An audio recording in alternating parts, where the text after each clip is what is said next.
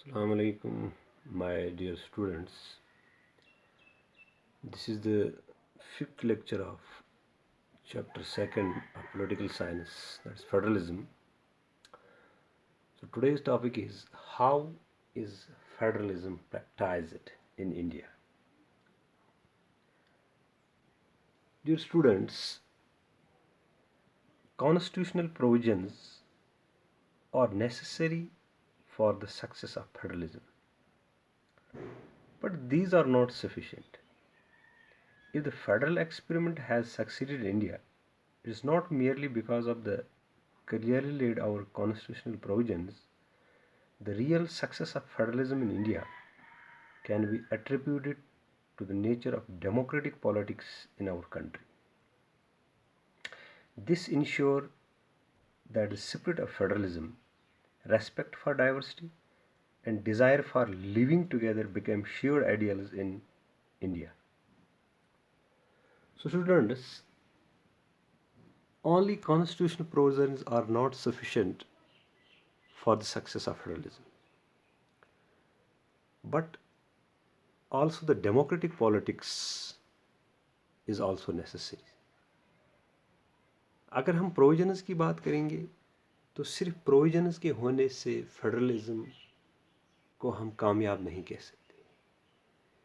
To tyre हैं या constitutionally guaranteed है या सुप्रीम कोर्ट का रोल है या बाकी जो प्रोविजन्स हमने डिस्कस किए हैं फीचर्स में, वो सफिशेंट नहीं है जब तक न उसके साथ डेमोक्रेटिक पॉलिटिक्स है.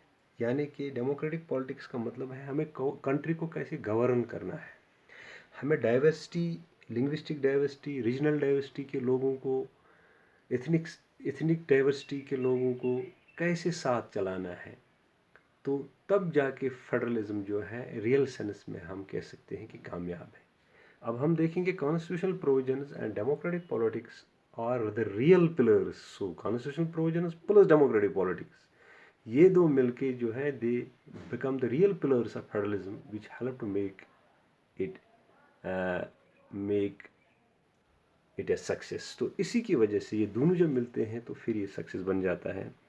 तो अगर हम देखेंगे हिंदुस्तान में सम of the major ways in which this happened, तो अगर हम फेडरलिज्म को देखेंगे हिंदुस्तान में कैसे प्रैक्टिस किया गया रियल सेंस में, तो तीन चीज़ें हम पढ़ेंगे या जिसको हम कहते हैं कि थ्री जो है टेस्ट्स इसके लिए हैं कि how federalism works in India.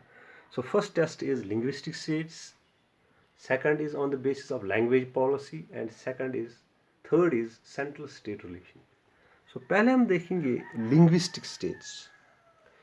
क्योंकि linguistic states का मतलब ये है states created on the basis of language. ज़बान की बुनियाद पे हम states को जब create करते हैं. अगर हम देखेंगे कि हिंदुस्तान में जो सबसे पहला जो डेमोक्रेटिक पॉलिटिक्स का टेस्ट था that was the linguistic state. अगर हम पॉलिटिकल मैप हिंदुस्तान के पे देखेंगे 1947 से लेकर आज 2020 तक, अगर हम पॉलिटिकल मैप इंडिया का देखेंगे तो आपको ऐसा लगेगा कि जो पुराने कुछ स्टेट्स थे वो बिल्कुल मौजूद नहीं है आज, यानी कि वो वैनिश हो गए हैं और नए स्टेट्स बने हैं. अगर हम अपने जम्मू कश्मीर की बात करेंगे तो कुछ साल पहले या एक साल पहले ये स्टेट हुआ करता था, लेकिन आज देखो, आज एक ही स्टेट से हमने 2 यूनियन टेरिटरीज निकाली. इसी तरह से ऐसे स्टेट जो रिसेंट पास्ट में थे जिनको चेंज करके हमने नए स्टेट्स क्रिएट किए हैं, इसका मतलब है वो वैनिश हो गए. तो अगर हम देखेंगे 1947 से लेकर आज तक तो फिर जो है आपको कुछ स्टेट्स दिखेंगे जो जिनका नाम निशान नहीं है. लेकिन आज के ज़माने में आप ऐसे स्टेट्स भी देखेंगे जो नए हैं, जो हमने कुछ पुरानों स्टेटों को हमने जो है चीर फाड़ के उनको निकाला है, यानी कि कुछ बड़े स्टेट्स को स्मॉल स्टेट्स में तब्दील किया या कुछ छोटे छोटे स्टेट्स को एक ही स्टेट बना दिया. तो इन 1947 the boundaries of several old states in India were changed in order to create new states. तो पुराने स्टेटों को चेंज करके नए स्टेट्स क्रिएट किए, क्योंकि पार्लियामेंट के पास पावर है कि वो नए स्टेट बना सकता है, पुराने को चेंज करके नए बना सकता है या چھوٹے چھوٹے اسٹیٹس کو بنا کے بڑا بنا سکتا ہے، تو اس کے پاس یہ پاورز ہے. This was done to ensure that people the same language lived in the same state. یہ کیوں کیا گیا کہ یہ سوچا گیا کہ کسی اسٹیٹ میں ایک ہی زبان کے لوگ رہتے ہیں، تو اس لیے ہم اسٹیٹ بھی بنائیں گے to ensure the people the same language lived in the same state, تاکہ جو سیم لینگویج کے لوگ ہیں وہ ایک ہی اسٹیٹ میں رہے. تو یہ بھی سوچا گیا. Some states were created not on the basis of language but to recognize differences based on culture, ethnicity اور geography. کچھ اسٹیٹس کو ہم نے language not on the basis of language but ہم نے ان کو ریکوگنائز کیا کلچر کی بنیاد پہ، ایتھنیسٹی کی بنیاد پہ، ایتھنک گروپس کون کون سے ہیں، یا جیوگرافیکل یعنی فزیکل جو ہے فیچرز کی بنیاد پہ ہم نے ان کو دیکھا. جیسے ناگالینڈ آپ نے دیکھ رہا ہے، آپ اتراکھنڈ دیکھیں یا جھارکھنڈ دیکھیں، تو یہ اسٹیٹس ہم نے کلچر، ایتھنسٹی اور جغرافی کی بنیاد پہ کریٹ کی ہے. تو اس کے بعد کیا ہوا، demand for formation of states on the basis of language. اس کے بعد ایک زمانہ آیا کہ اب لوگ ڈیمانڈ کرنے لگے اسٹیٹس کو آن دا بیس آف لینگویج، کہ ہمیں زبان کی بنیاد پہ ہمیں اسٹیٹس دے دو. تو جب demand for the formation of status was on the basis of language was raised, جب آواز اٹھی کہ ہمیں زبان کی بنیاد پہ اسٹیٹ دیا جائے، تو کچھ نیشنل لیڈرز کو ڈر لگا کہ اس سے ملک جو ہے اس سے ڈس انٹیگریٹ ہوگا، ملک کے ٹکڑے ہو جائیں گے اس سے. تو لیکن سینٹرل گورنمنٹ نے کیا کیا، اس نے ریزسٹ کیا لنگوسٹک اسٹیٹس کو کچھ وقت تک، کہ اس نے کہا نہیں، ہم زبان کی بنیاد پہ ملک کو بانٹ نہیں سکتے، ہم الگ الگ ریاستیں نہیں بنا سکتے، اس سے ملک کمزور ہوگا. So demand for formation of states on the basis of language سے کیا ہوا، اس سے کچھ لوگوں کو لگا کہ یہ ایک تھریٹ ہے for the integrity of the nation. تو کچھ لیڈرز جو ہیں وہ ڈر گئے کہ اس سے ڈس انٹیگریشن آف کنٹری ہو جائے گی. لیکن اگر آپ ایکسپیرینس کو دیکھو گے کہ but the experience shows it has united the country and made administration easier. لیکن جب ہم نے زبان کی بنیاد پہ اسٹیٹس کریٹ کیے، اس سے جو ہے ملک یونائٹ رہا اور اس سے ایڈمنسٹریشن بھی ایزی ہوئی. اگر آپ کو یاد ہوگا کہ سب سے پہلا ہندوستان میں جو creation of the first state on linguistic basis جو تھا، اور وہ زبان کون سی تھی، دیٹ واز دا تیلگو. تو تیلگو زبان کی بنیاد پہ ہم نے ایک اسٹیٹ بنایا تھا، اور یہ بات ہے اکتوبر 1 1953 کی. تو اس کو ہم اس دن کہتے تھے آندھرا، لیکن آج کل ہم آندھرا پردیش کے نام سے جانتے ہیں. تو یہ ایسا پہلا اسٹیٹ ہے جو زبان کی بنیاد پہ، لینگویج کی بنیاد پہ بنا ہے. Now second test is language policy.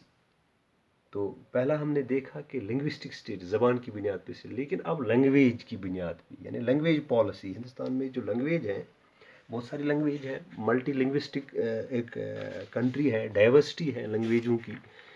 تو اگر ہم دیکھیں گے ہندوستان میں لگ بھگ 2011 کے سینسس کے حساب سے لگ بھگ 1300 مختلف جو لینگویجیں بولی جاتے ہیں، and they are mentioned as mother tongue. ان کو کہتے ہیں کہ یہ ہماری مادری زبان ہے.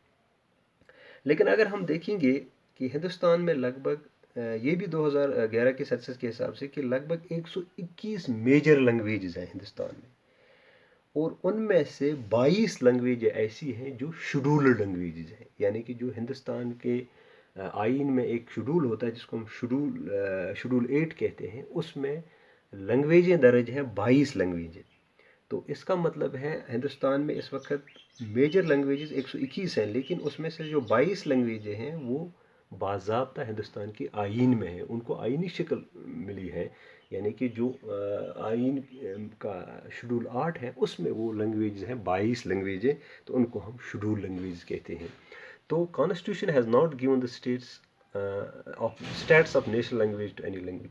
اگر ہم ہندوستان کے آئین کو دیکھیں گے، یہاں آئین نے کسی ایسی زبان کو نیشنل سٹیٹس نہیں دیا کہ یہ مطلب یہ زبان جو ہے یہ نیشنل لینگویج ہوگی، ایسا نہیں ہے. بلکہ سارے لینگویجوں کو برابر حقوق دیے گئی. Hindi was identified as a official language.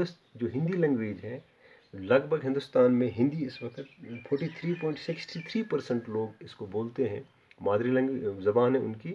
لیکن اس کا مطلب یہ نہیں ہے کہ یہ نیشنل لینگویج ہے، یہ اسٹیٹ لینگویج ہے، نہیں، یہ آفیشیل لینگویج ہے، دفتری زبان ہے. Besides Hindi there are 21 other recognized languages as should. جیسے بھی میں نے کہا کہ 22 لینگویجیں ہیں، ان میں سے ہندی بھی ایک لینگویج ہے جو ایک لگ بھگ میں نے ابھی کہا آپ کو ہندوستان میں لگ بھگ 43% لوگ جو ہیں بولتے ہیں مادری زبان کے طور پر. تو اس کا مطلب یہ نہیں ہے کہ اس کو نیشنل لینگویج، بلکہ ہندی جو ہے it is an official language. تو اس کے بعد states to have their own official. اگر آپ دیکھو گے کچھ اسٹیٹس ایسے ہیں جن کو اپنی زبان جو ہے وہ جس کو ہم دفتری زبان کہتے ہیں، جیسے جموں کشمیر میں اردو جو ہے آفیشیل لینگویج تھی. اسی طرح سے باقی اسٹیٹس میں بھی ہے. تو کاشیس یوز آف اسٹڈنگ ہندی. اگر آپ سری لنکا کی بات کرو گے، جیسے سری لنکا نے کیا، تو سری لنکا نے کیا کیا، انہوں نے زبان کو نیشنل لینگویج قرار دیا. باضابطہ قانون بھی بنائے، لیکن ہندوستان میں ایسا نہیں ہے. ہندوستان میں ہندی صرف ایک مادری زبان ہے، صرف ایک آفیشیل لینگویج ہے، but not a national language, not a national language. تو اس کے بعد ہندی ورسز انگلش کی بات چلی. آپ کو یاد ہوگا کہ جو ہندوستان کا آئین ہے اس میں انگریزی جو ہے یہ بھی آفیشیل پرپز کے لیے استعمال ہوتا تھا. اور یہ اس کو جو میعاد تھا انگلش جو ہے یہ 1965 تک تھا. اس کے بعد یہ تھا کہ اس کو 1965 کے بعد استعمال نہیں کیا جائے گا. لیکن کیا ہوا کہ کچھ نان ہندی اسپیکنگ اسٹیٹس نے ڈیمانڈ کی، نہیں جی انگریزی کنٹینیو ہونا چاہیے 65 کے بعد بھی. تو اس کے بعد تامل ناڈو جو ہے دس مومنٹ ٹوک اے وائلنٹ فارم. لیکن تامل ناڈو میں گڑبڑ ہو گئی، وہاں وائلنٹ فارم ہوئی، وہاں وائلنس ہوا. تو سینٹرل گورنمنٹ نے کیا کیا، انہوں نے ریسپونڈ کیا. انہوں نے کہا نہیں جی انگریزی بھی اب دفتری جو ہے ہندی کے ساتھ دفتری لینگویج چلے گی، آفیشیل پرپز کے لیے چلے گی. تو لیکن اس میں بھی کرٹیسزم ہوا کہ یہ جو انگریزی کو 1965 کے بعد بھی کنٹینیو کیا گیا. تو اس سے کیا ہوا، کرٹکس نے سوچا کہ this is favour the English speaking elite. جو انگریزی بولنے والے ہیں انہوں نے اس کو فیور کیا، تو اس لیے اس کو کنٹینیو رکھا گیا. لیکن ایسا نہیں ہے. تو اس کے بعد جو پروموشن آف ہندی ہے اٹ اسٹل کنٹینیوز. اگر آپ آج دیکھو گے پروموشن آف ہندی جو ہے it continues on the official policy of the government. اگر ہندوستان کی آفیشیل پالیسی کی بات کریں گے تو یہ ہندی کو پروموٹ کرتے ہیں، یہ ہندی کو بڑھاوا دیتے ہیں. اس کا مطلب یہ نہیں کہ ہندوستان جو ہے یہ ہندی کو پروموٹ کر رہا ہے. اس کا مطلب یہ جو پروموشن دے رہا ہے ہندی کو، اس کا مطلب یہ نہیں ہے کہ it is imposing the Hindi language. اس کا مطلب یہ نہیں ہے کہ ہندی تو پروموٹ کر رہا ہے ہندوستان جو ہے، it is official policy for promotion, یہ بڑھاوا دیتا ہے ہندی کو. اور اس کا مطلب یہ نہیں ہے، it does not mean imposition of Hindi. اس کا مطلب یہ نہیں کہ یہ ٹھوس رہے ہیں نہیں آپ کو ہندی ہی چلانی ہے، ہندی میں ہی سارا کچھ ہے. ایسا نہیں ہے، بلکہ یہ پروموشن آف ہندی ہے فار آفیشیل پرپز. تو flexibility shown by Indian leaders to avoid bad situation. جیسے آپ نے دیکھا ہندوستان میں لیڈرس نے فلیکسیبلٹی دکھائی. انہوں نے کہا جو ہندی ہے اس کو آفیشیل لینگویج رہنے دو، it is not a state language. تو جیسے سری لنکا میں ہوا، انہوں نے اس کو اسٹیٹ لینگویج کرا دیا. اس کے بعد سری لنکا میں آپ کو پتہ ہی ہے بیڈ کنڈیشنز ہوئی، بہت حالات خراب ہوئے، جس کا نتیجہ آپ نے دیکھا کہ وہاں سول وار ہوا باقی. لیکن ہندوستان میں ایسا نہیں ہوا. تو ابھی تک ڈیئر اسٹوڈنٹس ہم نے ڈسکس کیا دو جو ٹیسٹس ہیں for practising federalism India, that is linguistic states and language policy. تو انشاءاللہ نیکسٹ ویڈیو میں ہم سینٹر اسٹیٹ ریلیشنز ڈسکس کریں گے. Thank you.